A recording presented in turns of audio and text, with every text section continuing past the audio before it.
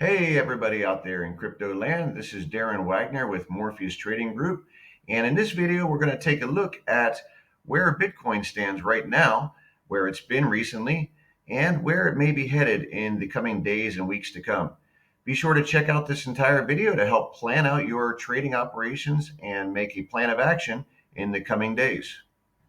2 weeks ago, on February 28th, we recorded our most recent Bitcoin video. And at the time, Bitcoin was trading almost exactly where it is now. It was right around 38,300 on this day here before we had the big rally where the price pushed all the way up over the 42,000 level. When the war started in Ukraine on the 24th of February, we actually formed a bullish reversal candle that day in Bitcoin. We had a sell off in the morning, a knee jerk reaction all the way down to about the 34, just over the 34,000 level. And then we reversed higher and Bitcoin rallied all the way up to an intraday high of around 40,000 and then consolidated for several days in that range. And 4 days after that bullish reversal candle, we did get the follow through.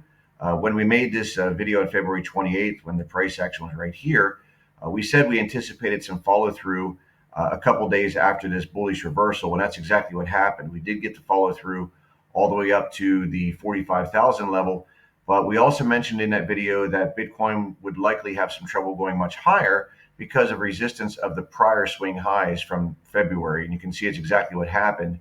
Bitcoin stalled out here after running into resistance of the prior highs. In fact, we can go ahead and draw a horizontal line to see that more clearly. And the line actually goes back to, if you look back here, all the way back in December, these were the prior lows. And you see that it was actually acted as support right around the 45,000, just above the 45,000 level, acted as support back in December. And after testing at level 1, 2, 3, 4, about 6 times, 6 different days, Bitcoin finally broke down below that level. So the most basic tenet of technical analysis says that a prior level of support becomes a new level of resistance after the support is broken. And that's exactly what happened here. We broke down below that support. So it's not surprising that that has become significant resistance now. So after we broke down below it in December, back in February, we rallied all the way back up, tried to get back above that 45,000 level, and it acted just as much as resistance as it previously acted as support. So when we pulled back down and it formed this bullish reversal on February 24th, we did anticipate that the bullish momentum would carry us higher in the short term, but we also anticipated that this would be a difficult level to get through, and that's what happened. So far we formed a double top here at this 45,000 level. However, the positive news is that we didn't completely fall apart. So a couple of weeks ago, after we ran into this 45,000 level and couldn't get above it, we did come back down below the moving averages, tried again last week to rally and stalled out, formed a lower high. But where we're at right now is basically in no man's land. When any market is range bound, what you will typically see is a lot of moving average crossover. Now, the moving averages we typically use on the daily chart are the 10 period, the 20 period, and the 50 period moving average. So the green line is the 10, the blue line is the 20, and the red line is the 50. Now, if you're in a choppy range bound market, you see what happens here. You get a lot of crossover where the moving averages are crossing over each other. And that's kind of indicative of a choppy market. For example, if you look back about a year ago, if we scroll back to December of 2020, going into January and February 2021, notice how we had a nice steady uptrend in Bitcoin, and the moving averages were all trending higher. So in a healthy market, you want to see the price action closest to the 10-day moving average, below that the 20, and below that the 50, all trending higher. That's how you can determine that you're in an uptrending market. Likewise, when you're in a downtrending market, you see the opposite. You generally will see the 10-day moving average just above the price, then the 20 MA, and then the 50. So that's a downtrending market. But when you see this type of price action where you just have the moving averages crossing over each other, that's range-bound choppy price action. So the moving averages on the daily chart do indicate a choppy market environment over the past month, basically. And if we zoom into the 4-hour chart time frame, you can see that even more closely, right? If we zoom in from the daily chart to the 4-hour, look at this indecisive chop we've had here in recent weeks. I mean, just a complete sell-off, then we rally to the top, then we sell off. And the interesting thing is that the market has been very news driven, but the news, has maybe not given the reaction people would expect. For example, on the 24th, when war started in Ukraine, we actually had a sell-off that morning. Then we had a rally, a relief rally, and we followed through in that a couple of days later, all the way up to 45,000. So that news was interpreted as perhaps bullish because there was less indecision about what's going on in Ukraine. But then we actually had a sell-off that happened a couple of days later. It came right back down to the range. Then news of Biden's executive order for crypto came out, which initially had a positive knee-jerk reaction, but then that faded as well. So I would recommend not paying too much attention to news right now with regard to making your trading decisions, because it's really no correlation directly. I mean, it's been kind of just choppy on both sides, and just really let the charts do the talking, rely on the technical analysis rather than trying to make your decisions based on the news. Now, we mentioned earlier for resistance that we've got this double top going here at the 45,200 area.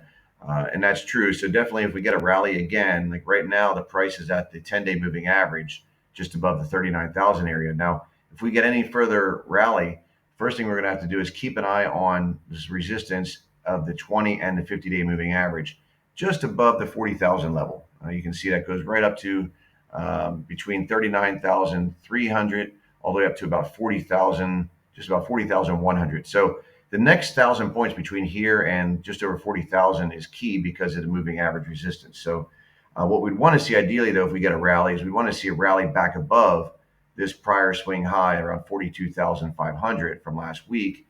That would be a positive sign of a higher high on the short-term chart.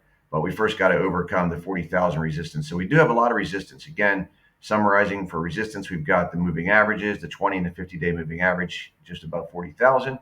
Then we have the prior swing high from March 9th, around 42,500. So if we get above that, that'll take us back up to test the 45,000 area. And the third time, well, we'll see what happens if we form a triple top or we break through.